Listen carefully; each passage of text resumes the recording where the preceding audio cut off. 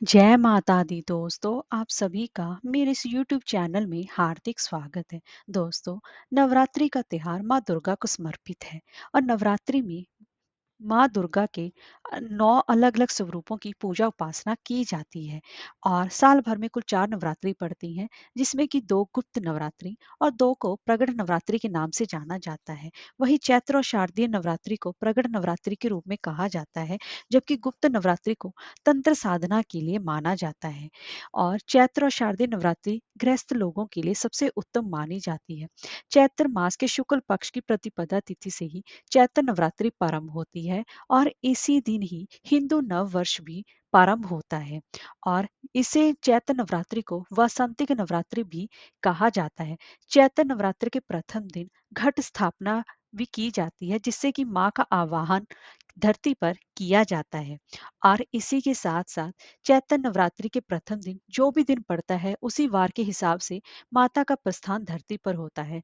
तो दोस्तों, इस साल माता किस वाहन से आएगी, माता की पूजा उपासना कैसे होगी और चैत्र नवरात्रि कब से पड़ रही है, अष्टमी और नवमी तिथि कब पड़ रही है और घट स्थापना कब की जाएगी और घट स्थापना की पूजा विधि क्या है, तो चलिए आज हम इस वीडियो में जानते हैं। तो वीडियो शुरू करते हैं। दोस्तों, अगर आपको हमारी ये वीडियो अच्छी लगी हो तो लाइक शेयर और सब्सक्राइब करना ना भूलें और कमेंट बॉक्स में जय माता दी अवश्य लिखें। तो चलिए वीडियो शुरू करते हैं।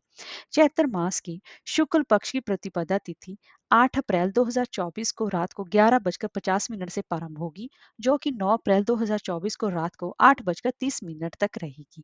तो ऐसे में उदय तिथि के हिसाब से 9 अप्रैल दिन मंगलवार से चैत्र नवरात्रि प्रारंभ होगी।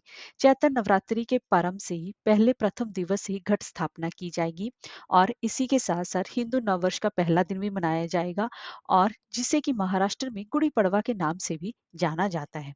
और इस दिन ही नवरात्रि के पहले दिन ही घट स्थापना के साथ माता दुर्गा के पहले स्वरूप माँ शैलपुत्री की पूजा उपासना शुरू की जाएगी और 9 दिनों के व्रत भी शुरू किए जाएंगे। यह चैत्र नवरात्रि 9 अप्रैल से प्रारंभ होगी, जो कि 17 अप्रैल 2024 तक चलेंगे और 17 अप्रैल को रामनवमी मनाई जाएगी। और इन नवरात्रियों में माँ दुर्गा की पूजा उपासना करना बेहद ही शुभ फलदायी माना जाता है।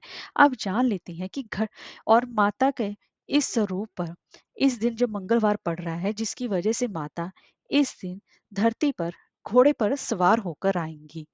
तो दोस्तों, अब जान लेते हैं कि घट स्थापना का क्या मुहूर्त रहेगा। दोस्तों, नवरात्रि के प्रथम दिन पर घट स्थापना यानी कि कलश स्थापना की जाती है और नवरात्रि का त्योहार मनाया जाता है। ज्यादातर घरों में कलश स्थापना की जाती है और नवरात्रि के व्रत भी किए जाते हैं।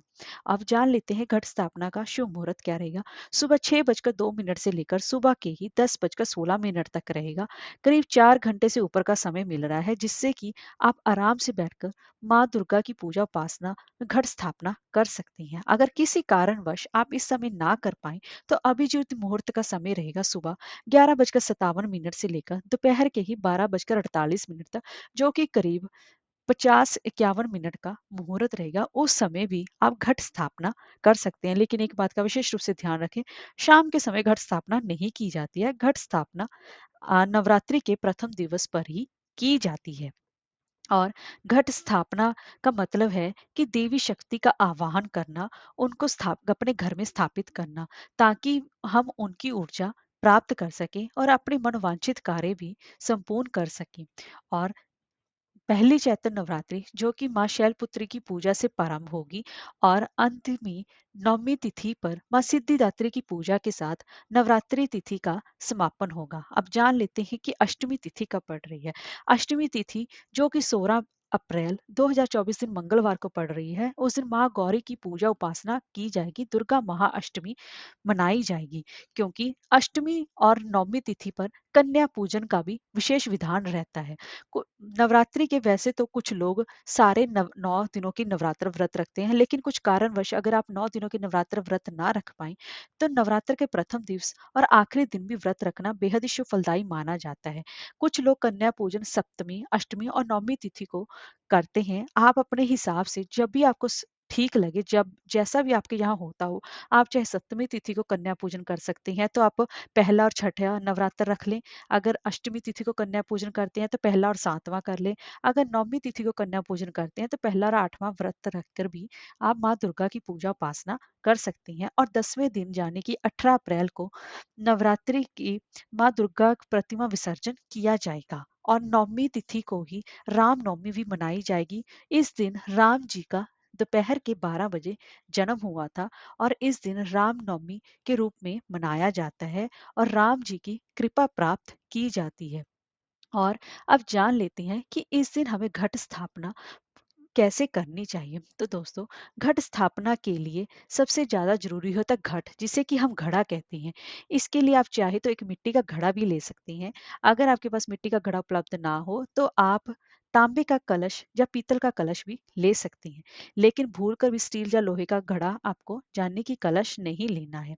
तो सबसे पहले आपको जहां भी पूजा स्थापना करनी है, माँ दुर्गा का वाहन करना है, तो आपको वहां पर जगह शुद्ध कर लेनी है। आपको भी खुद शुद्ध हो जाना है और उसके बाद वहां पर एक लकड़ी का पाटा बिछाकर वहां पर लाल रंग का वस्त्र बिछाना है। और सबसे पहले आपको चावल की एक छोटी सी ढेरी से, या तो ढेरी रख लीजिए या फिर अष्टदल कमल बना लें। और आपको अब कलश लेना है। कलश आपका मिट्टी का, तांबे का या पीतल का होना चाहिए तो अति उत्तम रहेगा। तो उसके बाद आपको उस पर पहले स्वास्तिक बनाना है और स्वास्तिक के बाद कलश के ऊपर आपको मौली बांधनी है।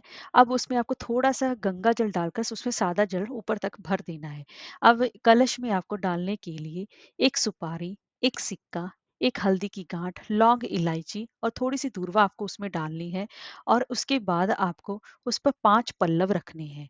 और 5 पल्लव रखने के बाद उसके ऊपर आपको एक छोटा सा मिट्टी का ढक्कन या फिर प्लेट रखनी है और उस पर थोड़े से चावल रखने हैं, जिसे कि हम पूर्ण पात्र कहते हैं। आपको इन पूर्ण पात्र को रखकर उन 5 पल्लवों को अलग-अलग कर देना है, ताकि वो एक साथ इकट्ठे ना हो पाए।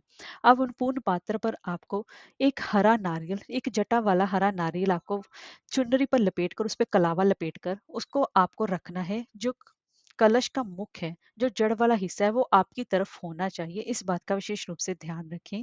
अब आप उसकी रौली, मौली, तिलक से उनकी पूजा उपासना करें, क्योंकि इसमें 33 कोटि देवी देवताओं का आवाहन करके माँ दुर्गा की स्थापना की जाती है। तो इस तरीके से दोस्तों, नवरात्रि में घट स्थापना करके माँ का आशीर्वाद प्राप्त किया जाता है। कुछ लोग नवरात्रि में अखंड ज्योत भी जलाते हैं। वो टोटली आपकी इच्छा पर निर्भर है कि आप अखंड ज्योत जलाना चाहते हैं या नहीं जलाना चाहते।